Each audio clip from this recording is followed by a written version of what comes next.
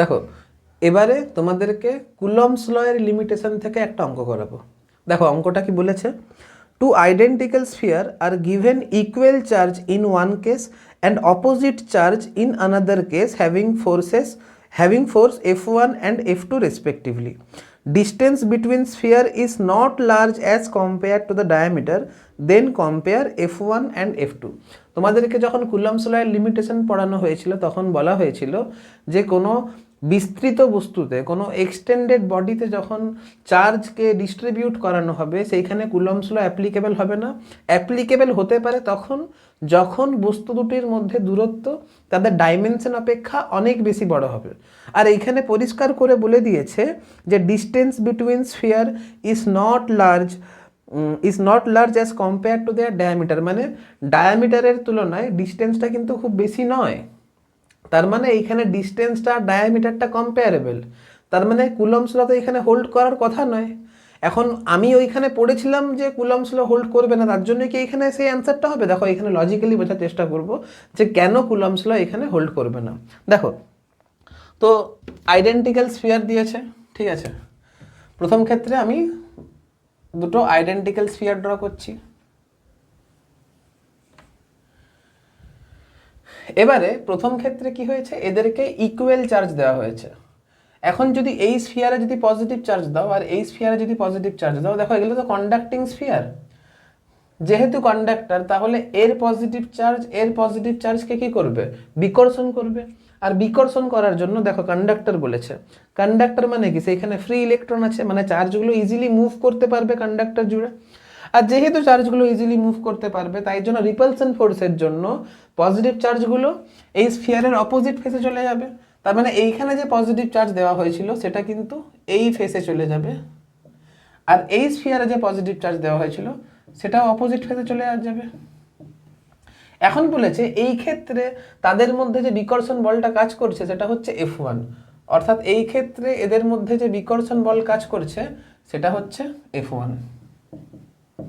দ্বিতীয় ক্ষেত্রে দুটো আইডেন্টিক্যাল স্ফিয়ারকে অপোজিট নেচারের চার্জ দেওয়া হয়েছে, মানে একে যদি পজিটিভ দেওয়া হয় একে নেগেটিভ চার্জ দেওয়া হবে। এখন পজিটিভ চার্জ আর নেগেটিভ চার্জ একে অপরকে কি করবে, আকর্ষণ করবে, অর্থাৎ পজিটিভ চার্জটা এর ফ্রন্ট ফেসে আসবে আর এইখানে যে নেগেটিভ চার্জ দেওয়া হয়েছে এটাও এদের ফ্রন্ট ফেসে আসবে। আর এই সময় এদের মধ্যে যে ফোর্সটা কাজ করছে সেটা হচ্ছে F2, এদের মধ্যে যে ফোর্সটা কাজ করছে সেটা হচ্ছে F2, এটা হচ্ছে F2। লক্ষ্য করে দেখো এইখানে প্রথম ক্ষেত্রে যে ডিস্টেন্স D1 আর সেকেন্ড ক্ষেত্রে যে চার্জের মধ্যে ডিস্টেন্স D2, প্রথম ক্ষেত্রে চার্জের মধ্যে ডিস্টেন্সটা এফেক্টিভ ডিস্টেন্স কত ছিল, D1 ছিল। সেকেন্ড ক্ষেত্রে চার্জের মধ্যে এফেক্টিভ ডিস্টেন্স কত হয়েছে, D2 হয়েছে। পরিষ্কার বুঝতে পারছো যে D1 এর ভ্যালু বড় D2 থেকে, তাহলে অতএব F1 এর ভ্যালু কি হবে, ছোট হবে F2 থেকে। পরিষ্কার কথা, যদি ডিস্টেন্স বাড়ে তাহলে ফোর্স কি হবে, কমবে। এখন তুমি একটা জিনিস লক্ষ্য করে দেখো, দুটো চার্জ পার্টিকেলকে যদি তুমি d ডিস্টেন্স দূরে রাখতে তাহলে এদের মধ্যে যে ফোর্সটা কাজ করতো, ধরো এখানে চার্জ আছে Q1 আর এখানে চার্জ আছে Q2, তাহলে এখন যে এদের মধ্যে ফোর্স কাজ করতো সেটা কত হতো, K into Q1 into Q2 by d square হতো। এইখানে প্রথম ক্ষেত্রে যে ডিস্টেন্স D1টা রয়েছে এই ডিস্টেন্স D1টা এই D এর থেকে কি হচ্ছে, বড় হচ্ছে। কেন?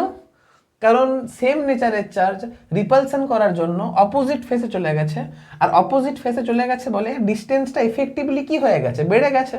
আর ডিস্টেন্স যেহেতু এফেক্টিভলি বেড়ে গেছে তাই জন্য দুটো পয়েন্ট চার্জকে d ডিস্টেন্স দূরে রাখলে যে ফোর্স কাজ করতো এইখানে এই সেম চার্জকে যদি স্ফিয়ারে দিয়ে দেওয়া হয়, হ্যাঁ পয়েন্টটা কি Q1 Q2 সেম নেচারের হবে। তার মানে সেম নেচারের দুটো charge Q1 Q2 d distance দূরে থেকে যে ফোর্স লাগাতো এই সেম চার্জকে দুটো আইডেন্টিক্যাল স্ফিয়ার বরাবর যদি ডিস্ট্রিবিউট করে দেওয়া হয় তাহলে বিকর্ষণ বলের জন্য এই চার্জগুলো অপোজিট ফেসে চলে যাচ্ছে, যার জন্য এফেক্টিভ ডিস্টেন্স D1টা কি হয়ে যাচ্ছে, D এর থেকে বড় হয়ে যাচ্ছে। তাই জন্য এখানে ফোর্সের মান F1 F এর থেকে কি হয়ে যাচ্ছে, ছোট হয়ে যাচ্ছে। পরিষ্কার কথা। আবার এখানে কি হচ্ছে, তুমি লক্ষ্য করে দেখো, যদি এখন এদের নেচার যদি অপোজিট হতো, ধরো Q1টা হচ্ছে পজিটিভ আর Q2টা হচ্ছে নেগেটিভ, তাহলে এখন আকর্ষণ করার জন্য ডিস্টেন্সের ভ্যালু ডি এর থেকে কি হচ্ছে, কমে যাচ্ছে। তাহলে পরিষ্কার দেখতে পাচ্ছ ডিস্টেন্স এখানে ডি এর থেকে কি হয়েছে, কমে গেছে। তাহলে অবশ্যই ফোর্সের মান বেড়ে যাবে এফ এর থেকে। তাহলে বুঝতে পারছো কুলম্বস ল কেন এখানে হোল্ড করছে না। এটা হচ্ছে ব্যাপার, লিমিটেশনে এটাই আমরা আলোচনা করেছিলাম। এই অঙ্কটা দেওয়ার কারণ কি ছিল, অঙ্কটা দিলে তোমাদের কনসেপ্টটাও ক্লিয়ার হয়ে গেল, আর লিমিটেশন যেটা তোমাদের বুঝতে অসুবিধা হচ্ছিল থিওরিটিক্যালি, আজকে একটা ম্যাথামেটিক্যালি করিয়ে দিলাম। তাহলে থিওরিটিক্যাল ব্যাকগ্রাউন্ড তো স্ট্রং হলোই, তার সঙ্গে সঙ্গে ম্যাথামেটিক্স করার জন্য, একটা অ্যাপ্লিকেশন করার জন্য ওই ব্যাপারটা তোমাদের বুঝতে সুবিধা হলো। এখন তোমাদের মনে হতে পারে যে স্যার এখানে তো ইন্ডাকশনও হতে পারে। হ্যাঁ, অবশ্যই ইন্ডাকশন হতে পারে, কিন্তু ইন্ডাকশনের সংজ্ঞাতে কি বলা হয়েছিল, যখন কোনো চার্জড বস্তুকে আনচার্জ বস্তুর সামনে রাখা হয়, তখন আনচার্জ বস্তুর ফ্রন্ট ফেসে অপোজিট নেচারের চার্জ তৈরি হয়, আর ব্যাক ফেসে সেম নেচারের চার্জ তৈরি হয়। কিন্তু এইখানে কি কেউ আনচার্জ ছিল? আনচার্জ তো এখানে কেউ ছিল না, দুটোকেই চার্জ দেওয়া হয়েছে। তাই জন্য ইন্ডাকশনটা আমরা এখানে কনসিডার করছি না। যদি এইখানে আনচার্জ থাকতো তাহলে কিন্তু আমরা ইন্ডাকশন এফেক্টটা কনসিডার করতাম। তাহলে এইখানে কোনো চার্জকে যখন বিস্তৃত বড় বস্তুতে যখন ছড়িয়ে দেওয়া হবে, অবশ্যই সেটা কন্ডাক্টর হতে হবে। তাহলে কুলম্বস ল কেন হোল্ড করছে না, এটা আশা করছি বুঝতে পেরেছো। এবারে আমি তোমাদেরকে অঙ্কের পাশাপাশি যে থিওরিগুলো ছিল সেটা বলে দিয়েছি। এর ফলে এইখান থেকে হাটকে যদি কিছু অঙ্ক আসে, আশা করছি তোমরা সেটা করতে পারবে। যাই হোক, নোট ডাউন করে নাও। এবারে আমরা পড়ব সুপারপজিশন থিওরেম। সুপারপজিশন থিওরেম দেখে ঘাবড়ে যাওয়ার কিছু নেই, আমি তোমাদেরকে কুলম্বস ল থেকেই লিঙ্ক করে বলছি। যখন আমরা কুলম্বস ল সম্পর্কে ডিসকাস করেছিলাম, সেখানে কিন্তু আমরা শুধুমাত্র দুটো চার্জের কথা ডিসকাস করেছিলাম। ধরে নাও একটা চার্জ হচ্ছে Q1 আর আরেকটা চার্জ হচ্ছে Q2।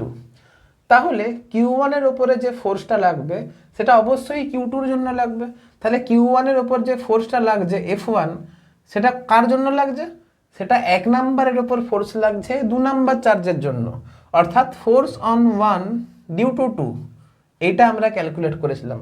আর এর ভ্যালু কত ক্যালকুলেট করেছিলাম, K into Q1 into Q2 by R12 তার whole square into R12 cap.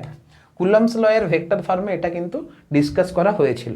ঠিক আছে, এরপর এরকম তো কোনো বাধ্যবাধকতা নেই যে সেখানে একটা চার্জই থাকবে, হতে পারে সেইখানে large number of charge present রয়েছে।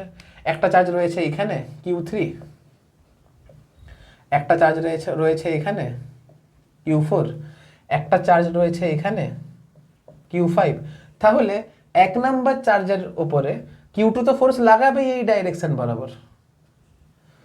তাহলে 1 নাম্বার চার্জের ওপরে যে ফোর্সটা লাগবে সেটা তো 2 নাম্বারের জন্য লাগবেই, তার সঙ্গে সঙ্গে 3 নাম্বারের জন্যও তো লাগবে। এইখানে যে ধরে নাও সবাই পজিটিভ নেচারের চার্জ রয়েছে, এখন আমি যদি এর উপরে ফোর্সটা ক্যালকুলেট করি, তাহলে এর উপর ফোর্সটা কি শুধুমাত্র এর জন্য লাগবে, নাকি এর জন্যও লাগবে, এর জন্যও লাগবে, এর জন্যও লাগবে? তাহলে 1 নাম্বার চার্জের উপর নেট ফোর্সটা কত হবে সেটাই আমাদের সুপারপজিশন থিওরাম থেকে সেটাই আমরা পাই আর কি। সুপারপজিশন থিওরাম বলছে যদি সেইখানে multiple number of charge present থাকে, তাহলে কোনো একটা স্পেসিফিক চার্জ মোট কত ফোর্স এক্সপিরিয়েন্স করবে সেই নিয়ে হচ্ছে সুপারপজিশন থিওরাম।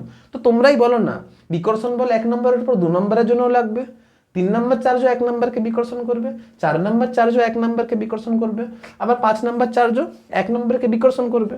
কোন দিক বরাবর করবে? অবশ্যই সংযোজককারী সরল রেখা বরাবর করবে। তুমি সিম্পল 1 কে 2 দিয়ে যোগ করো, সংযোজককারী সরল রেখাটা তো এই দিক বরাবরই যাচ্ছে। এবারে 3 নম্বরের জন্য যে বিকর্ষণ বল সেটা অবশ্যই সংযোজককারী সরল রেখা বরাবর যোগ করো, অবশ্যই এই দিক বরাবর লাগবে। 4 নম্বরের জন্য যদি ফোর্সটা লাগাই তাহলে অবশ্যই সেটা এই দিক বরাবর লাগবে। তাহলে এটা হচ্ছে ফোর্স অন 1 ডিউ টু 2, এটা হচ্ছে ফোর্স অন 1 ডিউ টু 3, এটা হচ্ছে ফোর্স অন 1 ডিউ টু 4। সবগুলো গোল গোল করে দিচ্ছি। আর অবশ্যই এই দিকটা বরাবর হবে ফোর্স অন 1 ডিউ টু 5। তাহলে 1 নাম্বার চার্জ যে নেট ফোর্স এক্সপিরিয়েন্স করবে সেটা হচ্ছে F1 is equal to force on 1 due to 2 plus force on 1 due to 3 plus force on 1 due to 4 plus force on 1 due to 5 and so on. তার মানে এটাকেই যদি statement দিয়ে তোমাকে যদি বলতে হয় তাহলে কীরকম করে বলবে? যদি কোনো একটা জায়গাতে দেখো, আমি কিন্তু বইয়ের ডেফিনেশন বলছি না, আমি সুপারপজিশন থিওরাম যেটুকু বুঝেছি সেটুকু আমি তোমাদেরকে নিজের ভাষায় বোঝানোর চেষ্টা করছি। তোমরাও যদি এরকম করে নিজের ভাষায় বলতে পারো, নিজের ভাষায় লিখতে পারো, সেটা কিন্তু তোমাদের লং টার্মে কাজে আসবে। মুখস্থ করলে দুদিন বাদে ভুলে যাবে, তোমাকে আবার কিন্তু ঘুরে মুখস্থ করতে হবে, তাই জন্য মুখস্থ থেকে সরে থাকবে। যাই হোক, তো 1 number particle net, 1 number charge particle net কত ফোর্স এক্সপিরিয়েন্স করছে? দেখো, 1 নাম্বার পার্টিকেল নেট যত যে ফোর্স এক্সপিরিয়েন্স করছে সেটা হচ্ছে প্রত্যেকটা চার্জ আলাদাভাবে 1 নাম্বারের ওপরে, প্রত্যেকটা চার্জ, এই চার্জটা, এই চার্জটা, এই চার্জ, এই চার্জ, অর্থাৎ প্রত্যেকটা চার্জ আলাদাভাবে Q1 এর ওপরে যে যে ফোর্সগুলো লাগাচ্ছে তাদেরকে যদি আমি ভেক্টরিক্যালি অ্যাড করি, তাদের যদি ভেক্টর সাম বের করি, তাহলে সেই যে নেট ফোর্স বেরোচ্ছে সেটাই তো আমার 1 নাম্বার ফোর্স, 1 নাম্বার চার্জ পার্টিকেলটা এক্সপিরিয়েন্স করছে। এটাকেই যদি বাংলাতে একটু ভদ্র ভাষায় যদি বলা হয় যে কোনো একটি আধানের উপরে লব্ধি যে বলটা কাজ করবে সেটা হচ্ছে প্রত্যেকটা চার্জ পার্টিকেল, প্রত্যেকটা আধানগ্রস্ত কণা আলাদাভাবে যে ফোর্স লাগাচ্ছে, আলাদাভাবে যে বল প্রয়োগ করছে, তার লব্ধিটা যদি আমি বের করতে পারি সেটাই হচ্ছে 1 নাম্বার পার্টিকেল এক্সপিরিয়েন্স করছে। যদি 1 নাম্বার পার্টিকেলের ক্ষেত্রে এই রুলটা ভ্যালিড হয় তাহলে অবশ্যই 2 নাম্বার, 3 নাম্বার, 4 নাম্বার, 5 নাম্বার প্রত্যেকের ক্ষেত্রেই তো এই রুলটা ভ্যালিড হবে। আর এইটাই হচ্ছে সুপারপজিশন থিওরাম। আমি তোমাকে এই থিওরামটা আমার মতো করে বোঝাবার চেষ্টা করলাম, তোমরা বই থেকে দেখে নিজের মতো করে একবার প্র্যাকটিস করে নেবে। যাই হোক, এবারে এইটা তো সহজ জিনিস, এটা নতুন করে বোঝার মতো কিছু নেই, কিন্তু এইখানে একটা জিনিস লুকিয়ে আছে যেটা তোমাদেরকে লক্ষ্য রাখতে হবে, যেটা ম্যাক্সিমাম ছেলেমেয়েরা ভুল করে, যে F12 কার উপর নির্ভর করে, F13 কার উপর নির্ভর করে, F14 কার উপর নির্ভর করে, আর F15 বা কার উপর নির্ভর করে। যখন তুমি প্রত্যেকটা আলাদা আলাদা চার্জের জন্য ফোর্স বের করছো, ধরো তুমি 1 নাম্বার পার্টিকেলের ওপরে শুধুমাত্র 3 নাম্বার পার্টিকেলটা কত ফোর্স লাগাচ্ছে সেটা বের করতে চাইছো, F13, এই ফোর্সটা কত হবে? দেখো, এটা হচ্ছে force on Q1 due to Q3। পরিষ্কার? এটা পরিষ্কার। এখন Q1 পার্টিকেল Q3 পার্টিকেলের উপরে যে ফোর্সটা লাগাবে সেটা হচ্ছে 1/4πε0 into Q1 into Q3 by R13 তার whole square into R13 cap. এটা হচ্ছে F13 এর ভ্যালু। এখন সুপারপজিশন থিওরাম বলছে যে এই ফোর্সটা ওই মিডিয়ামে বা ওই লোকেশনে আর যে যে চার্জগুলো প্রেজেন্ট রয়েছে তার উপরে কিন্তু নির্ভরশীল নয়। অর্থাৎ 1 নাম্বার পার্টিকেল, 3 নাম্বার পার্টিকেলটা 1 নাম্বার পার্টিকেলের উপরে যে ফোর্স লাগাবে সেই ফোর্সটা কিন্তু Q1, Q2 আর R13 এর উপরে ডিপেন্ড করছে। এই ফোর্সটা এটার উপরে ডিপেন্ড করছে না যে মিডিয়ামে আর কোন কোন চার্জ পার্টিকেল মানে প্রেজেন্ট রয়েছে। এই ফোর্সটা F13 ইন্ডিপেন্ডেন্ট কার ওপর? না মিডিয়ামে আর কোন কোন চার্জ পার্টিকেল প্রেজেন্ট আছে। দেখো, আমি লিখেছি F13 ইন্ডিপেন্ডেন্ট কার ওপর? না মিডিয়ামে আর কোন কোন চার্জ পার্টিকেল প্রেজেন্ট রয়েছে। এই কথাটা কিন্তু বাংলাতে লিখবে। আমি যদি বাংলাতে এখন লিখতে যাই ভিডিওর লেন্থ বেড়ে যাবে। আমি বলছি এই কথাটা লেখো যে F13 ইন্ডিপেন্ডেন্ট, মিডিয়ামে আর কোন কোন পার্টিকেল আছে তার উপরে। মানে F13 Q2, Q4, Q5 এর উপরে ডিপেন্ড করছে না। F13 ইন্ডিপেন্ডেন্ট, যেহেতু এখানে Q2 আছে লিখছি Q2, Q4, Q5, অর্থাৎ এদের মানের উপর ইন্ডিপেন্ডেন্ট। ঠিক আছে, Q2 এর মান কত, Q4 এর মান কত, Q5 এর মান কত, আরও মিডিয়ামে আরও কোনো চার্জ প্রেজেন্ট কিন্তু প্রেজেন্ট নয়, তার উপরে কিন্তু F13 ডিপেন্ড করছে না, ঠিক আছে। আরেকটা F13 ইন্ডিপেন্ডেন্ট অন মিডিয়াম, এই কথাটাও কিন্তু ভেরি ভেরি ইম্পর্টেন্ট। ম্যাক্সিমাম ছেলেমেয়েরা কিন্তু এই কথাটা জানে না। তোমরা বলবে স্যার মিডিয়ামের উপরে কি করে ডিপেন্ড করছে না? আপনি এইমাত্র বলেছিলেন, আপনি এর আগের লেকচারে বলেছিলেন যদি এটা বায়ু মাধ্যম হয় তাহলে ফোর্সটা F0 হয়, আর যদি অন্য কোনো মিডিয়াম হয় তাহলে সেই ক্ষেত্রে ফোর্সের value F is equal two F0/K হয়, যেখানে Kটা হচ্ছে ওই মিডিয়ামের ডাইইলেকট্রিক কনস্ট্যান্ট। তাহলে ফোর্স তো স্যার মিডিয়ামের উপর ডিপেন্ড করে। আমি তো আগের লেকচারে পড়িয়েছিলাম যে দুটো চার্জ একটা স্পেসিফিক ডিস্টেন্সে থাকলে যদি বায়ু মাধ্যমে যদি F0 ফোর্স এক্সপিরিয়েন্স করে, আর তুমি ওই ক্ষেত্রে আর তুমি তার কিছুক্ষণ পরে ওই বায়ু মাধ্যমটাকে রিপ্লেস করছো এমন একটা মিডিয়াম দিয়ে যার ডাইইলেকট্রিক কনস্ট্যান্ট K, তাহলে সেই ক্ষেত্রে ফোর্সের value F is equal two F0/K হয়। অর্থাৎ সেই মাধ্যমে ফোর্সের মান বায়ু মাধ্যমে যে ফোর্স এক্সপিরিয়েন্স করছিল তার থেকে K গুণ কমে যায়, বা সেই ফোর্সের 1/K গুণ হয়। আপনি তো স্যার আমাকে এটা বলেছিলেন, তাহলে এখন কেন আপনি এই কথাটা বলছেন যে F13 ইন্ডিপেন্ডেন্ট অন মিডিয়াম? দেখো এইখানে একটা কথা বোঝার মতো আছে, সেটা হচ্ছে যে 3 number charge particle 1 number charge পার্টিকেলের উপরে এই ফোর্সটাই লাগাবে, কিন্তু যখন মিডিয়াম তুমি চেঞ্জ করছো সেই মিডিয়ামের কিছু প্রপার্টি রয়েছে। যখন তুমি বায়ু মাধ্যমকে অন্য কোনো মাধ্যম দিয়ে রিপ্লেস করছো, তখন ওই মাধ্যমের উপরে এমন কিছু ফাংশন হয়, এমন কিছু ঘটনা ঘটে যার জন্য ওই মিডিয়ামটা ওই চার্জ পার্টিকেলের উপরে অন্য ডাইরেকশনে ফোর্স লাগায়। একটা এক্সাম্পল কথা দিয়ে তোমাকে একটা, এই জিনিসগুলো পরে আমরা আলোচনা করব, কিন্তু আমি যদি এখন একটু আলোচনা না করে দিই তোমরা কিন্তু এটা বুঝতে পারবে না, তাই জন্য আমি একটু জাস্ট আলোচনা করে দিচ্ছি। ধরো এটা হচ্ছে কোনো একটা ডাইইলেকট্রিক, বুঝতে একটুখানি অসুবিধা হবে, হ্যাঁ, তাও একটু বলছি যে কেন এটা মিডিয়ামের উপর ইন্ডিপেন্ডেন্ট। প্রথম কথা Q1 ধরো এখানে Q1 আছে, আর এইখানে 3 আছে, এখানে 1 নাম্বার পার্টিকেল আছে, এইখানে 3 নাম্বার পার্টিকেল আছে। এখন তুমি অন্য কোনো মিডিয়াম দিয়ে রিপ্লেস করেছো, ধরো ইলেকট্রিক ফিল্ড, এই ধরে নাও ইলেকট্রিক ফিল্ড এই ডাইরেকশন বরাবর কাজ করেছে। এখন তোমরা তো ইলেকট্রিক ফিল্ড মানে জানো না, জানার দরকারও নেই, যেটুকু ক্লাস 10-এ পড়েছিলে সেইটুকু সেন্স থেকে বোঝার চেষ্টা করো। কেন দেখো, যারা যারা এখন বুঝতে চাইছো না তারা কিন্তু এইটুকু জায়গা স্কিপ করে যেতে পারো, জাস্ট এইটুকু জায়গার ক্ল্যারিফিকেশন যাতে বেটার হয় তাই জন্য আমি এটা এখন বলছি। তবে চিন্তা করার কোনো প্রয়োজন নেই, পরে কিন্তু এগুলো নিয়ে বিস্তারিত আলোচনা, ডিটেলসে আলোচনা করব। দেখো তাও বলে দিচ্ছি কেন ঘটনাটা ঘটে। যখন তুমি এই দিক বরাবর ইলেকট্রিক ফিল্ড অ্যাপ্লাই করছো তখন অবশ্যই ইন্ডাকশানের জন্য এইখানে অপোজিট নেচারের চার্জ তৈরি হবে, আর এইখানে সেম নেচারের চার্জ তৈরি হবে। ইন্ডাকশনের জন্য হবে কি হবে না? অবশ্যই হবে। যখন ডাইইলেকট্রিক পোলারাইজেশন পড়াবো তখন এইগুলো কিন্তু বিস্তারিত আলোচনা করব, ঠিক আছে। তুমি বলো না, যখন এখানে একটা আনচার্জ বস্তু রয়েছে, ডাইইলেকট্রিকের ক্ষেত্রে পোলারাইজেশন কি করা হয় আমি তো বুঝিয়েছিলাম। তো ইমাজিন করো এখানে একটা আনচার্জ বস্তু রয়েছে, এখানে চার্জ বস্তু রেখেছি, তাহলে এইখানে বাউন্ড চার্জ তৈরি হবে, ওইদিকে ফ্রি চার্জ তৈরি হবে, এইখানে অপোজিট নেচারের চার্জ তৈরি হবে, আর ওইদিকে সেম নেচারের চার্জ তৈরি হবে। তো এইখানে যদি পজিটিভ চার্জ তৈরি হয়, এখানে যদি নেগেটিভ চার্জ তৈরি হয়, তাহলে মিডিয়ামের মধ্যে আলাদা করে একটা ইলেকট্রিক ফিল্ড E' তৈরি হবে না?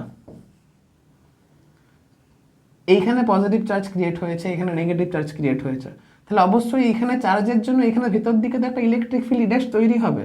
তাহলে নেট ইলেকট্রিক ফিল্ড ভেতরে কত কাজ করছে?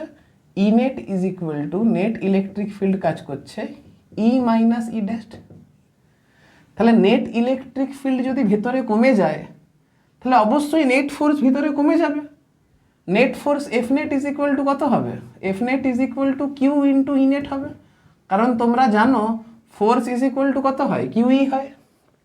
যদি ভেতরে ইলেকট্রিক ফিল্ডের ভ্যালু যদি কমে যায় তাহলে অবশ্যই নেট ফোর্সের ভ্যালুও কমে যাবে, স্বাভাবিক ব্যাপার। তাহলে এই অ্যাডিশনাল ফোর্সটা কে লাগাচ্ছে? এই মিডিয়াম লাগাচ্ছে। কিন্তু 1 number charge 3 number charge particle 1 number charge পার্টিকেলের উপর তো এই ফোর্সটাই লাগিয়েছিল। কিন্তু যখন তুমি কোনো ডাইইলেকট্রিক মিডিয়াম দিয়ে রিপ্লেস করছো তখন ডাইইলেকট্রিক মিডিয়ামে এরকম ঘটনাটা ঘটার জন্য ওই ডাইইলেকট্রিক মিডিয়ামটা এই চার্জের উপরে অপোজিট ডাইরেকশনে ফোর্স লাগায়, যার জন্য নেট ফোর্সের মানটা এইখানে কমে যায়। আমার বলার বক্তব্য হচ্ছে 1 নাম্বার পার্টিকেলের উপরে 3 নাম্বার পার্টিকেল তো এই ফোর্সটাই লাগিয়েছিল, কিন্তু ডাইইলেকট্রিক মিডিয়ামটা অপোজিট ডাইরেকশনে একটা ফোর্স অ্যাপ্লাই করছে, যার জন্য নেট ফোর্সটা কমে F is equal two F0/K হয়ে যাচ্ছে। তাহলে সুপারপজিশন থিওরাম কি বলছে?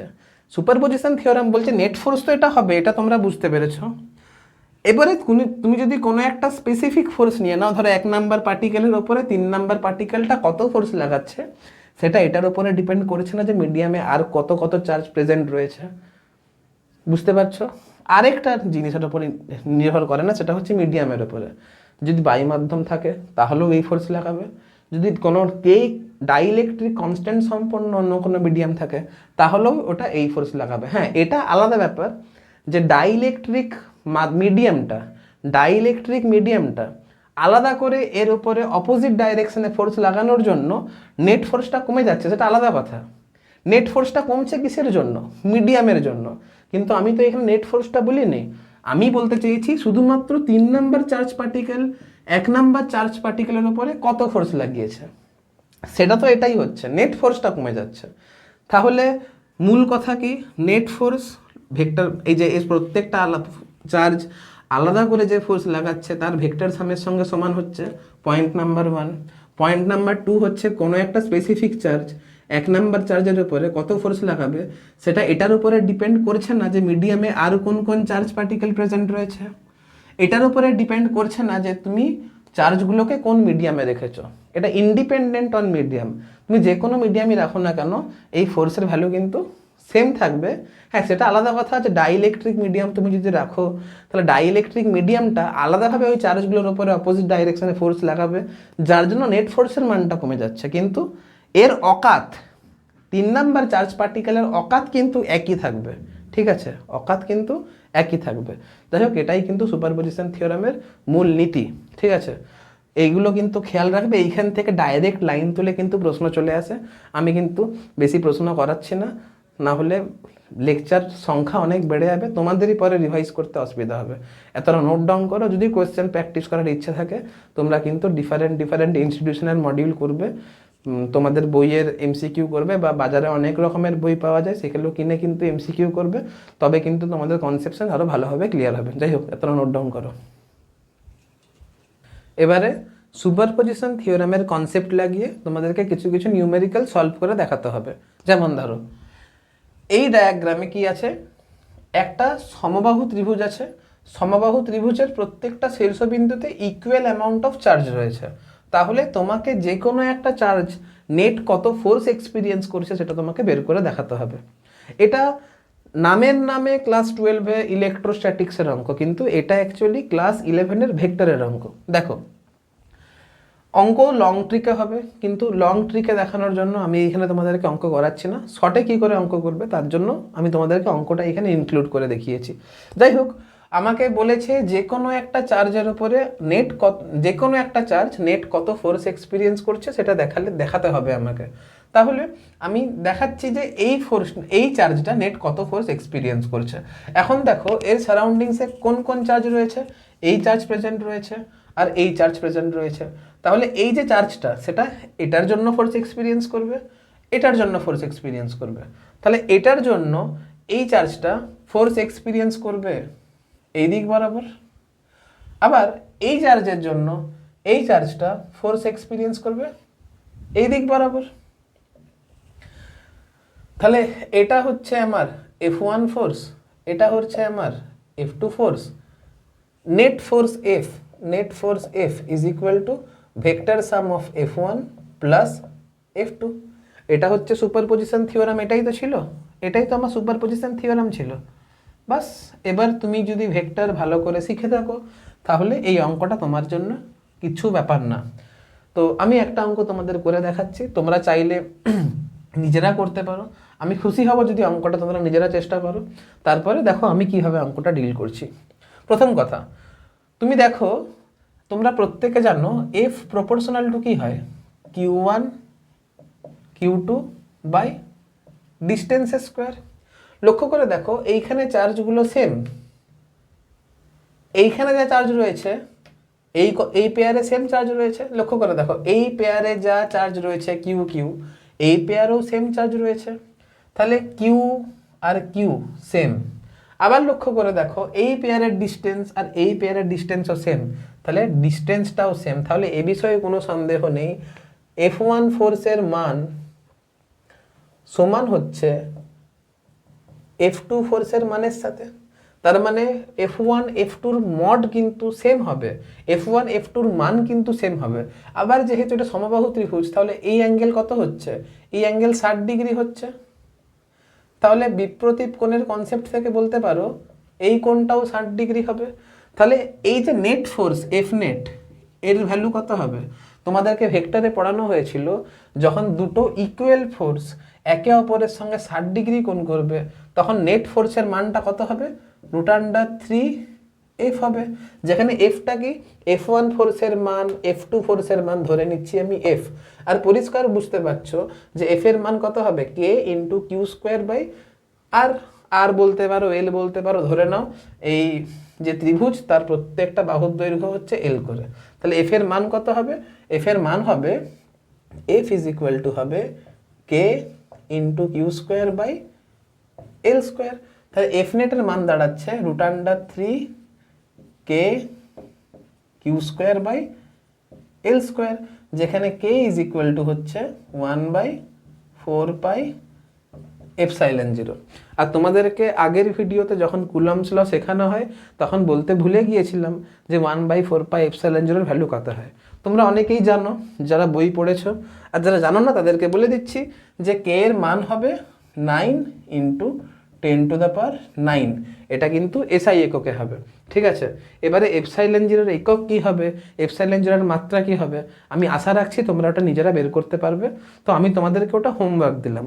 যারা যারা পরিশ্রমী ছেলে আছো, যারা যারা পরিশ্রমী স্টুডেন্ট রয়েছো, তারা নিজেরাই ওটা করে দেখে নিতে পারবে।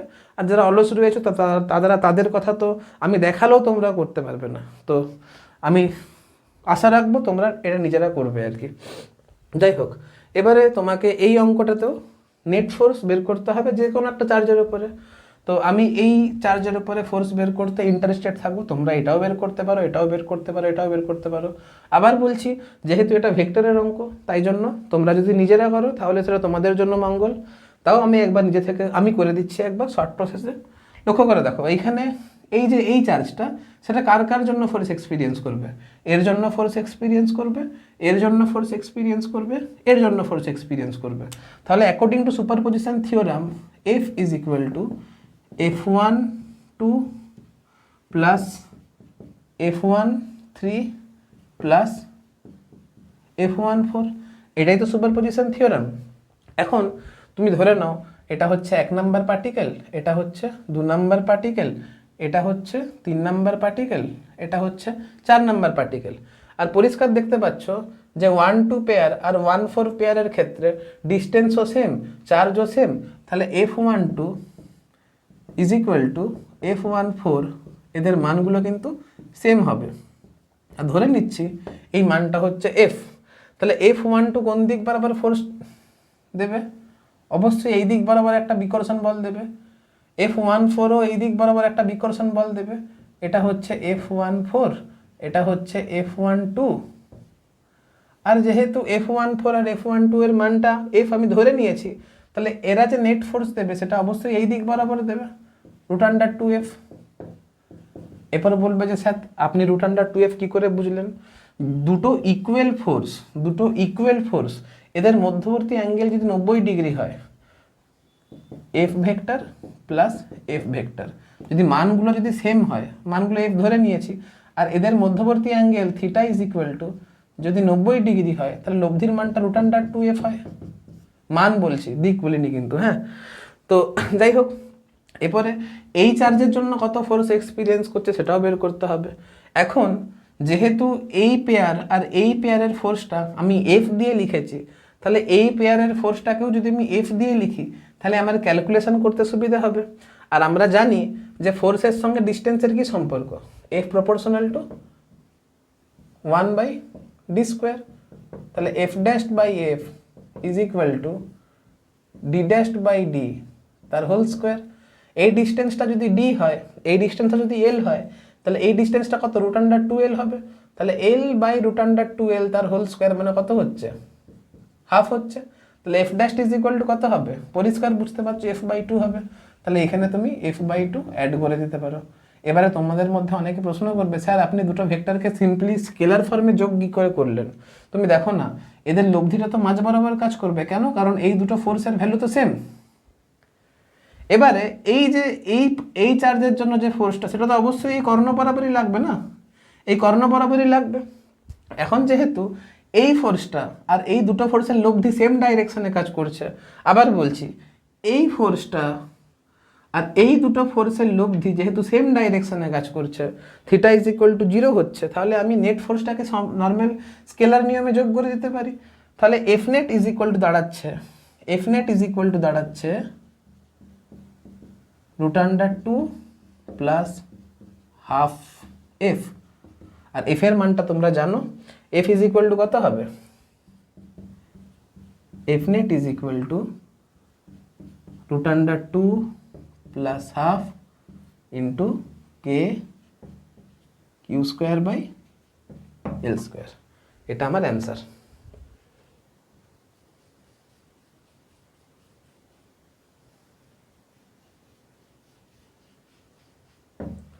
এটা হচ্ছে আমার অ্যান্সার, আর এইখানে এটা অ্যান্সার।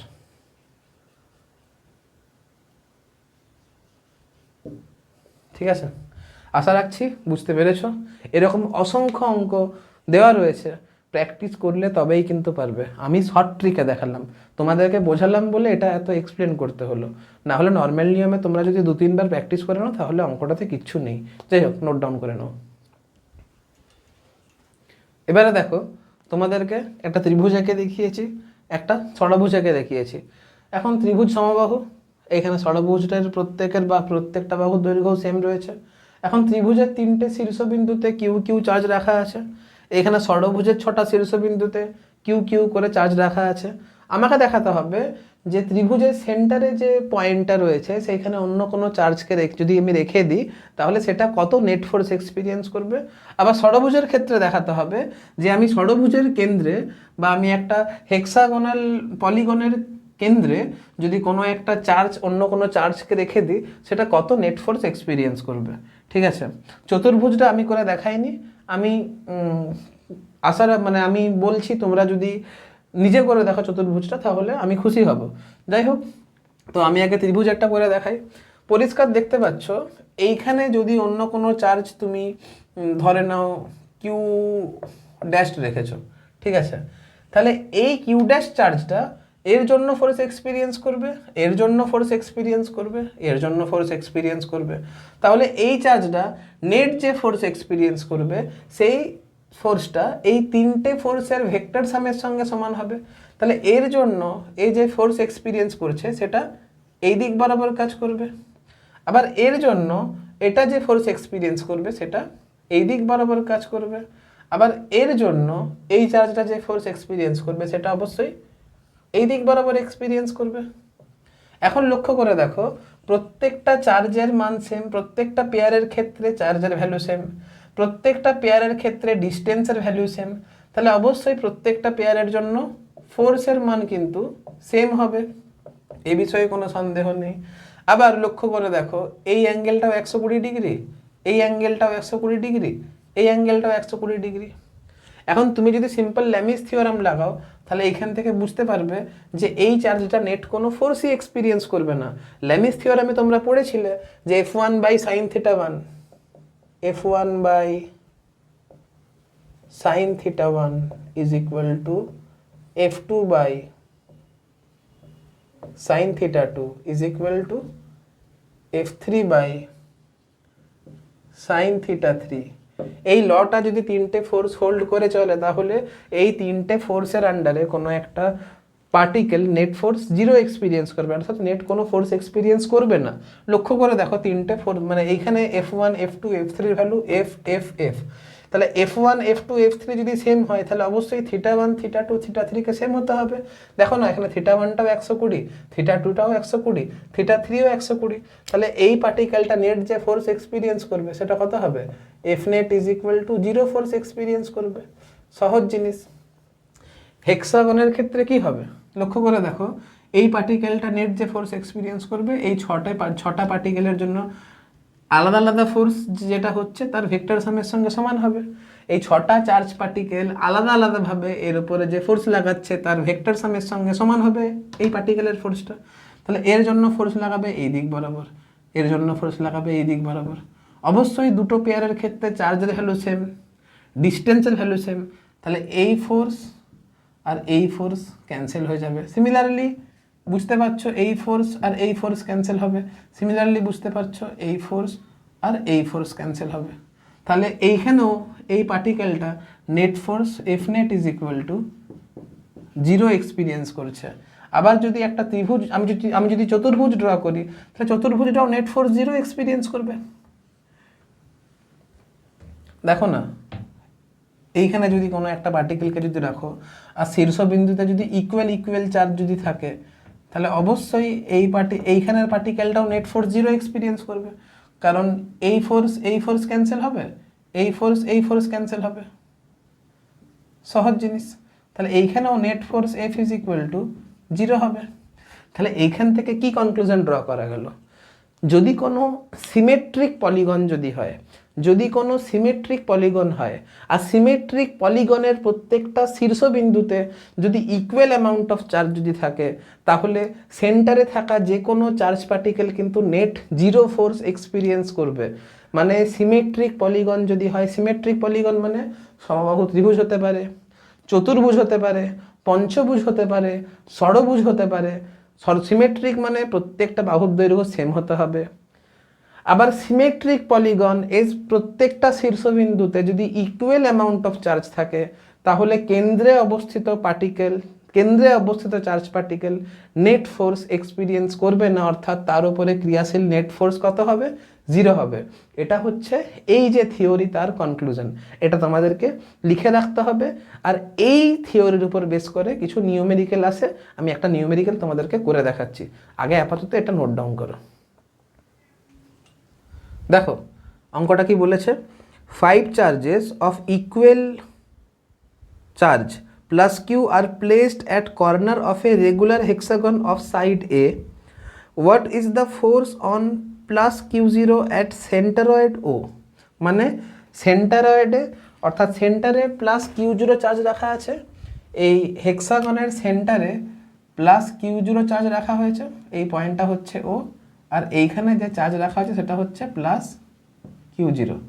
এই প্লাস q0 চার্জের উপরে নেট কত ফোর্স, মানে এই প্লাস q0 চার্জটার উপরে এই পাঁচটা চার্জ মিলে নেট কত ফোর্স দিচ্ছে, অর্থাৎ এই চার্জটা নেট কত ফোর্স এক্সপিরিয়েন্স করছে সেটা তোমাকে বের করতে হবে। তো দেখো কি করে বের করবে, তোমাদেরকে এইমাত্র শেখালাম যদি রেগুলার পলিগন যদি হয়, যদি সিমেট্রিক পলিগন হয় আর তার প্রত্যেকটা শীর্ষবিন্দুতে যদি ইকুয়াল অ্যামাউন্ট অফ চার্জ যদি থাকে তাহলে সেন্টারে অবস্থিত চার্জ পার্টিকেল কোনোদিনও কোনো ফোর্স এক্সপিরিয়েন্স করবে না, অর্থাৎ সে নেট ফোর্স 0 এক্সপিরিয়েন্স করবে। কিন্তু টার্মস অ্যান্ড কন্ডিশন কি, পলিগনটাকে সিমেট্রিক হতে হবে, অর্থাৎ প্রত্যেকটা বাহুর দৈর্ঘ্য সেম হতে হবে। তাহলে ফার্স্ট কন্ডিশন এখানে ভ্যালিড করছে যে এইখানে দেখো প্রত্যেকটা এই যে হেক্সাগন নিয়েছি এই হেক্সাগনের কিন্তু প্রত্যেকটা বাহুর দৈর্ঘ্য কিন্তু সেম আছে। শর্ত নাম্বার 1 এখানে ফুলফিল হলো। শর্ত নাম্বার 2 কি ছিল, যে এই পলিগনের প্রত্যেকটা শীর্ষবিন্দুতে কিন্তু ইকুয়াল অ্যামাউন্ট অফ চার্জ থাকতে হবে। কিন্তু এইখানে লক্ষ্য করে দেখো পলিগনের প্রত্যেকটা শীর্ষবিন্দুতে ইকুয়াল অ্যামাউন্ট অফ চার্জ নেই, এইখানে কিন্তু কোনো চার্জ নেই, এটা কিন্তু খেয়াল রাখতে হবে। এইখানে যদি প্লাস কিউ চার্জ থাকতো তাহলে কিন্তু এ নেট ফোর্স 0 এক্সপিরিয়েন্স করতো, কিন্তু যেহেতু এইখানে প্লাস কিউ চার্জ নেই তাহলে এ কিন্তু একটা নেট ফোর্স এক্সপিরিয়েন্স করবে। সেই ফোর্সের মান কত হবে সেটা তোমাকে বের করে দেখাতে হবে। এখন এইখানে কি বলেছে যে পলিগনের সাইডটা কত, দাঁড়াও, এখানে বলে দিয়েছে যে পলিগনের সাইডটা এ বলে দিয়েছে। কি করে করবে, ধরে নাও পাঁচটা চার্জ মিলে যে ফোর্স লাগাচ্ছে সেটা হচ্ছে F5। আমি কি বললাম, আমি আমার সুবিধা মতো সব কিছু ধরবো। ধরে নাও পাঁচটা চার্জ মিলে যে ফোর্স লাগাচ্ছে সেটা হচ্ছে F5। আর এইখানে যদি একটা সিঙ্গেল চার্জ থাকে, এইখানে যদি একটা চার্জ যদি কিউ থাকে, তাহলে এই চার্জটা হচ্ছে F1। যদি এইখানে একটা কিউ চার্জ থাকে তাহলে সেই চার্জটার এর উপরে যে ফোর্স লাগাবে সেটা হচ্ছে F1। তাহলে F5 কি, এই পাঁচটা চার্জ একত্রে ওই বিন্দুতে মোট যে ফোর্স লাগাচ্ছে সেটা হচ্ছে F5। F1টা কি, যদি এখানে কিউ চার্জ থাকতো তাহলে সেটা আলাদাভাবে এর ওপরে যে ফোর্স লাগাতো সেটা হচ্ছে F1। এখন আমরা কি জানি যে এই ছটা চার্জ একত্রে এর ওপরে জিরো ফোর্স লাগাবে। ব্যাপারটা ভালো করে বোঝো, এই ছটা চার্জ একত্রে এর উপরে জিরো ফোর্স লাগাবে। এখন ছটা চার্জ মানে কি, এই পাঁচটা চার্জ প্লাস এই চার্জ, অর্থাৎ ছটা চার্জ মানে কি, ছটা চার্জ উপর যে ফোর্স লাগাবে সেটা কত হচ্ছে F5 প্লাস F1। এটাই তো ছটা চার্জ মিলিত হবে এর উপরে যে ফোর্স লাগাবে। এটা হচ্ছে পাঁচটা চার্জের জন্য ফোর্স, আর এটা হচ্ছে একটা সিঙ্গেল চার্জের জন্য ফোর্স।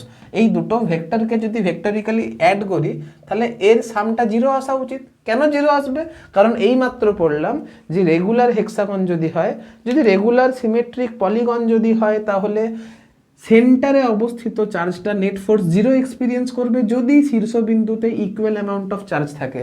আর এই শর্তটা ভ্যালিড করানোর জন্য আমি F5 plus F1 is equal two zero করলাম।